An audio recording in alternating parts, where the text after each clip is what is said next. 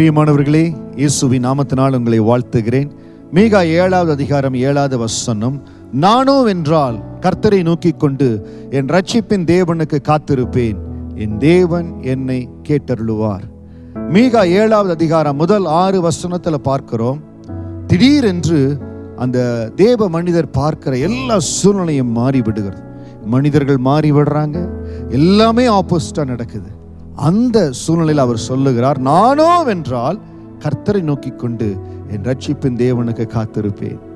இன்னைக்கு நீங்க எதிர்பாராத திருப்பங்கள் நம்ம வாழ்க்கையில எதிர்பார்க்கிறதே இல்லை.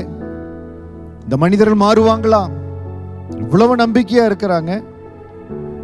என்னோடவே படித்து என்னோடவே வேலை செய்து 2 பேரும் ஒன்னா பிசினஸ் ஆரம்பிச்சோம், பல வருஷமா ஒன்னா இருக்கிறோம். அப்படிப்பட்ட ஃப்ரெண்டு மாறி போயிட்டாரே. உங்களோடவே கூட இருப்பேன் வாக்கு கொடுத்தாங்க, திடீரென்று ஒரு நாள் மாறி போயிட்டாங்களே. மனிதர்கள் மாறுவார்கள். மீகா 1வது அதிகாரம் முதல் 6 வசனம் சொல்லுகிறது, சூழ்நிலைகள் மாறும், மனிதர்கள் மாறுவார்கள். நானோ வென்றால் கர்த்தரை நோக்கி கொண்டு என் ரட்சிப்பின் தேவனுக்கு காத்திருப்பேன். இன்றைக்கு நம்பிக்கை துரோகத்துல ஏமாற்றத்துல கடந்து போய் கொண்டிருக்கிற உங்களுக்கு எல்லாமே மாறிடுச்சு பாஸ்டர், எல்லாமே தலைகளா மாறிடுச்சு.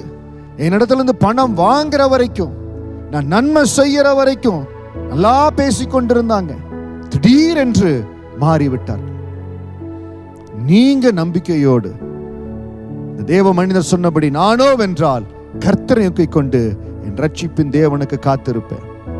நம்முடைய ரட்சிப்பு ஆண்டிடத்தில் இருக்குதுங்க. உங்களுக்கு நடந்து போன துரோகம், உங்களுக்கு நடந்த கொடுமை, அதையவே யோசித்து நீங்க துவண்டு போகாதபடி மீகா 7:7 படி நானோ வென்றால் கர்த்தரை நோக்கி கொண்டு என் ரட்சிப்பின் தேவனுக்கு காத்திருப்பேன். அவர்தான் என்னை ரட்சிக்கிறவர், அவர்தான் என்னை வாழ வைக்கிறவர், அவர்தான் என்னை அழைத்தவர், அவர் நடத்துவார். எல்லா துரோகத்திலிருந்து, எல்லா இழப்புகள் இருந்து, எல்லாவற்றிலிருந்து கர்த்தர் உங்களை தூக்கி நிறுத்துவாருங்க. என் தேவன் என்னை கேட்டருளுவார். இன்னைக்கு நீங்க ஆண்ட இடத்துல சொல்லுங்க, ஆண்டவரே, நான் செய்த எல்லா நன்மை, நான் செய்த ஒத்தாசைகள் எல்லாவற்றையும் உங்க பாதத்தில் வைக்கிறேன். நிறைய நேரம் ஆண்டருடைய நாமத்திற்காக, ஆண்டருடைய நாமத்தை சொல்லி எத்தனையோ என்னுடைய விசுவாச பாதையில ஏசப்பா நாமத்தை சொல்லி இது ஆண்டருக்காக செய்யணும், ஆண்டருக்காக செய்யணும்னு சொன்ன பொழுது எந்த ஒரு இதையும் எதிர்பார்க்காதபடி எவ்வளவோ விரயங்கள் அது எல்லாம் நான் எப்படி பார்க்கிறேன்னா கர்த்தருக்காய் செய்திருக்கிறோம்.